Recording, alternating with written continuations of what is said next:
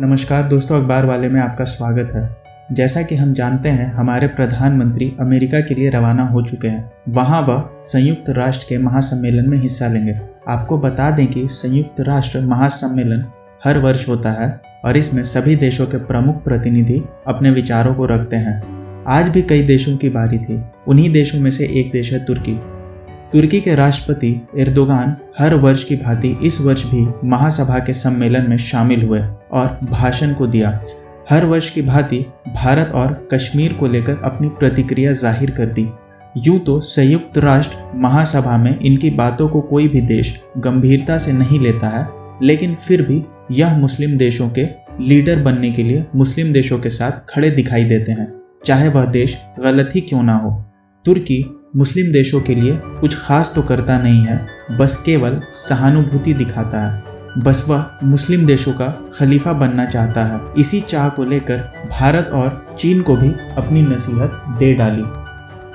दरअसल भारत को लेकर तुर्की के राष्ट्रपति एर्दोगान का कहना है कि बीते 75 वर्ष से कश्मीर का मुद्दा हल नहीं हुआ। हम सभी देशों को मिलकर भारत और कश्मीर मुद्दे को हल करना चाहिए ताकि भारत और पाकिस्तान के बीच शांति बनी रहे। हालांकि किसी देश में शांति बने रहे इसकी बात करना गलत नहीं है, लेकिन यह गलत तब हो जाता है जब खुद के ही देश में अपने पड़ोसियों के चलते अशांति हो। आपको बता दें कि तुर्की और भारत के बीच कुछ अच्छे संबंध नहीं हैं। आए दिन तुर्की पाकिस्तान को अपना सपोर्ट दिखाता है और इसी के चक्कर में वह भारत से मुंह मोड़ लेता है। हालांकि कश्मीर और भारत का मुद्दा राष्ट्रपति एर्दोगान को इन्हीं पर उल्टा पड़ गया। दरअसल भारत के विदेश मंत्री एस जयशंकर भी इस सम्मेलन में मौजूद थे। उन्होंने तुर्की पर सीधा निशाना तो नहीं लगाया, उन्होंने अपनी राजनीति दिखाई और तुर्की पर टेढ़ा हमला किया।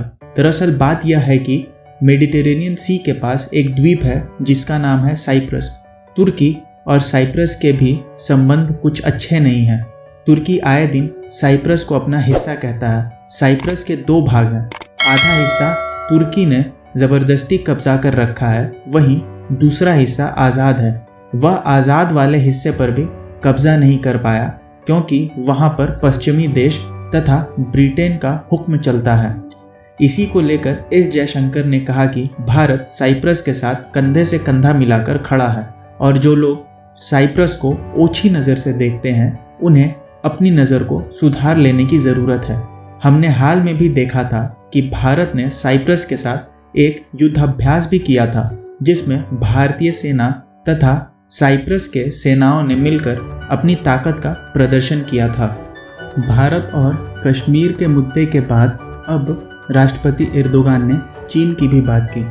तुर्की ने चीन को लेकर कहा कि चीन में मुस्लिमों के भी हालात कुछ सही नहीं है। वहाँ पर आए दिन मुस्लिमों पर अत्याचार होता है, उन पर जुल्म ढाए जाते हैं। इसी पर चीन ने भी तुर्की पर डिप्लोमेट तरीके से हमला किया।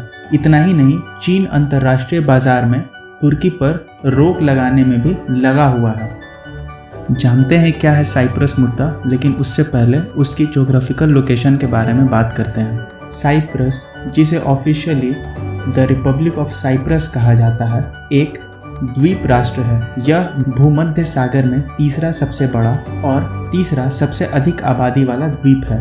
तुर्की दक्षिण में स्थित है। सीरिया के पश्चिम, लेबनान, इजराइल और गाजा पट्टी के उत्तर पश्चिम में, मिस्र के उत्तर में और ग्रीस के दक्षिण पूर्व में स्थित है।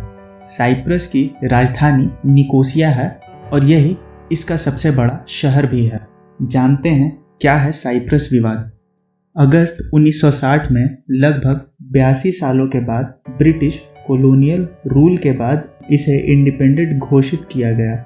उसके बाद इस क्षेत्र में आइलैंड ग्रीक और टर्किश सिप्रिट कम्युनिटीज के बीच शांति समझौता हुआ। इस शांति समझौते के महज 3 वर्ष बाद ही संविधान ढह गई और इस क्षेत्र में अशांति का माहौल पनपने लगा। मार्च 1964 में यूएन द्वारा शांति समिति का गठन किया गया। 1974 में ग्रीक मिलिट्री हुंडा ने सिप्रिट सरकार पर जंग का ऐलान कर दिया और इस गद्दी को कब्जा लिया। टर्की ने जवाबी हमला किया जिसके बाद आइलैंड को दो हिस्से में बांटा गया। टर्किश सिप्रिट और ग्रीक मिलिट्री। इस आइलैंड के बंटवारे के बाद ग्रीक मिलिट्री को 2/3 हिस्सा मिला और टर्किश सिप्रिट को 1/3 हिस्सा। 1983 में टर्किश सिप्रिट ने स्वतंत्रता की घोषणा की, जिसका संयुक्त राष्ट्र ने खुलकर विरोध किया। हालांकि कई बार यूएन द्वारा शांति समझौते की बात को रखा भी गया है। 2004 में जब साइप्रस यूरोपियन यूनियन में भागीदारी कर रही थी, तब भी संयुक्त राष्ट्र ने शांति समझौते की बात की, जिसे ग्रीक मिलिट्री ने ठुकरा दिया। जानते हैं कैसी सरकार चलती है सिप्रस में।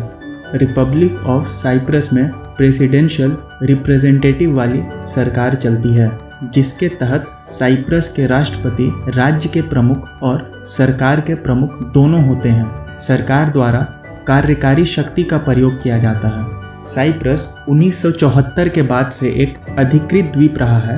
अंतर्राष्ट्रीय स्तर पर बात करें तो द रिपब्लिक ऑफ साइप्रस, जो साइप्रस के 2/3 हिस्सों पर राज करती है, उसे ही पहचाना